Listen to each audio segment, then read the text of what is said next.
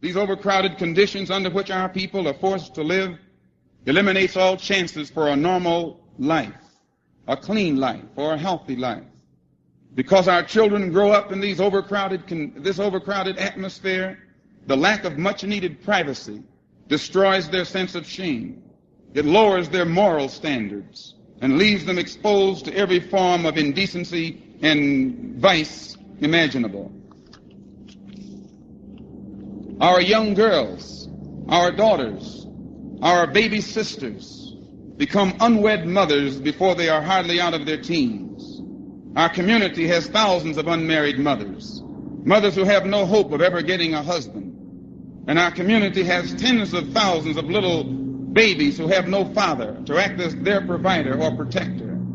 In fact, the only provider many of our children know is the white welfare agent or the white social worker. Many of our children actually mistake the welfare agent or the white social worker for their father.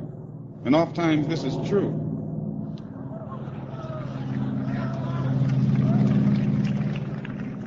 The overcrowded homes of our community force us to live under some of the worst sanitary conditions imaginable.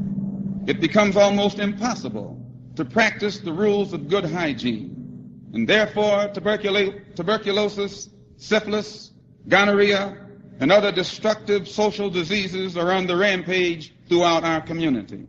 Our people in the Negro community are trapped in a vicious cycle of ignorance, poverty, disease, sickness, and death. There seems to be no way out, no way of escape. The wealthy, educated black bourgeoisie, those uppity Negroes who do escape, never reach back and pull the rest of our people out with them. The black masses remain trapped in the slums. And because there seems to be no hope or no other escape, we turn to wine, we turn to whiskey, and we turn to reefers, marijuana, and even to the dreadful needle, heroin, morphine, cocaine, opium, seeking an escape. Many of us turn to crime, stealing, gambling, prostitution, and some of us are used by the white overlords downtown to push dope in the Negro community among our own people. Unemployment and poverty has forced many of our people into a life of crime, but the real criminal is in the city hall downtown, in the State House, and in the White House in Washington, D.C.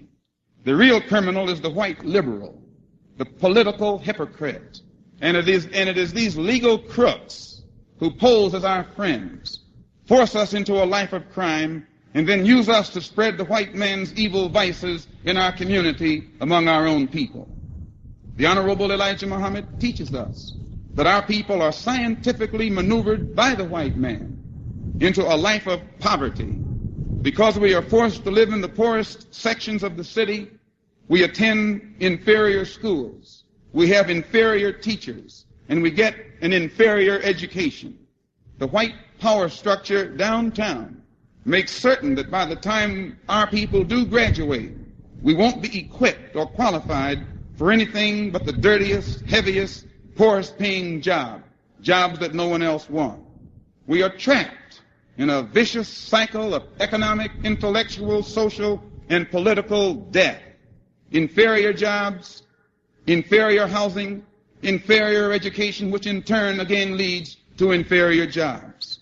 We spend a lifetime in this vicious circle, or in this vicious cycle going in circles, giving birth to children who see no hope or future but to follow in our miserable footsteps.